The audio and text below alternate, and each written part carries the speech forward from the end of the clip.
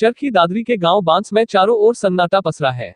यहां से शहीद भूपेंद्र सिंह के गांव की हद शुरू होती है। इसी गांव में शहीद भूपेंद्र सिंह का पालन पोषण हुआ। इसी गांव की मिट्टी में खेल कूद कर भूपेंद्र बड़ा हुआ तथा मां भारती की सेवा के लिए फौज में भर्ती हुआ। पाकिस्तान से आमने सामने टक्कर लेते हुए मां भारती का सपूत शहीद हो गया। आज पूरे गांव में सन्नाटा पसरा है। सभी गांव वासियों की आंखें नम है, क्योंकि इस गांव का 24 वर्षीय नौजवान भूपेंद्र सिंह दुश्मन से लोहा लेते हुए देश के नाम शहीद हो गए। जहां गांव वासियों के लिए फक्र की बात है, वहीं चारों ओर शोक की लहर है। भूपेंद्र सिंह की शहादत से गांव का नाम भी अमर कर हो गया है। इस बारे में जानकारी देते हुए भूपेंद्र सिंह के रिश्तेदार, जो कि फौज में कार्यरत है, बताया कि उन्हें फौज के कमांडर द्वारा संदेश मिला कि आप छुट्टी लेकर घर चले जाएं। जब मैंने इस बारे में पूछा तो उन्होंने कहा कि पाकिस्तान से आमने सामने की गोलीबारी में लड़ते हुए भूपेंद्र सिंह शहीद हो गए हैं, तभी मैं छुट्टी लेकर घर आ गया।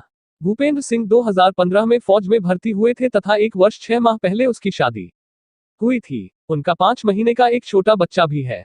जैसे ही भूपेंद्र सिंह के शहीद होने का समाचार गांव में पहुंचा तो पूरे गांव व आसपास के क्षेत्र में शोक की लहर दौड़ गई। उन्होंने बताया कि भूपेंद्र सिंह सहज स्वभाव के धनी थे तथा गांव के लोगों में भी उनका मेलजोल अच्छा था। जम्मू कश्मीर बारामूला ड्यूटी पर तैनात थे। पाकिस्तान से आमने सामने की टक्कर लेते हुए गोली लगने से भूपेंद्र सिंह शहीद हो गए। इसमें गर्व की बात भी है कि अपनी मातृभूमि की रक्षा करते शहीद हुए हैं। लेकिन दूसरी ओर परिवार पर दुखों का पहाड़ टूटा है, शोक की लहर है।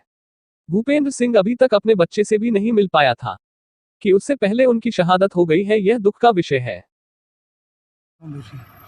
थोड़ा भूपेंद्र जी के बारे में बताएंगे किस तरह? हाँ जी, भूपेंद्र जी मेरे जीजाजी थे। तो ये बारामूला में पोस्टिंग थी। तो बारामूला में कल मेरे पास खबर मिली थी मेरे को, ये लगभग 2 बजे के।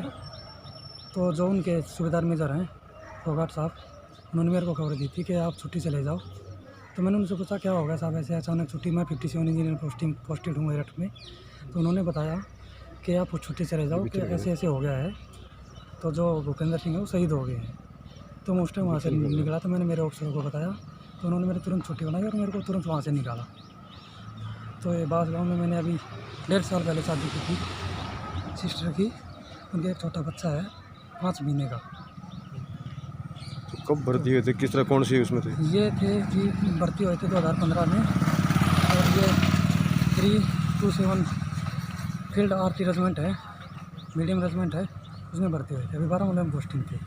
तो कुछ दिन पहले ये फारोले में गए थे ओपी पोस्ट पे। तो वहीं पे ये हादसा हुआ, पाकिस्तान के साथ में फायरिंग में ऐसे ही से हादसा हुआ है। ये पार्थिव शरीर को कब तक आने की? ये जी कल तक पहुंचने की संभावना है। मेरी बात हुई थी जो कि सीनियर ऑफिसर हैं उनसे बात हुई थी, तो वो कल तक पहुंचने की संभावना है 2-2:30 बजे तक। पहले दिल्ली आएंगे, दिल्ली से जो भी होगा फिर उनके बाद उनको गाँव में लाया जाएगा। तो क्या कहेंगे जिस तरह भूपेंद्र जी ने एक बहादुरी से लड़ते हुए शहादत दी? हाँ जी बिल्कुल, वो जिस हिसाब से हुए, मतलब बहुत ही गांव में भी पूरी चर्चा थी उनकी कि मतलब बहुत ही ओहदे हो। और गांव में किसी से भी ऐसे नहीं था उनका।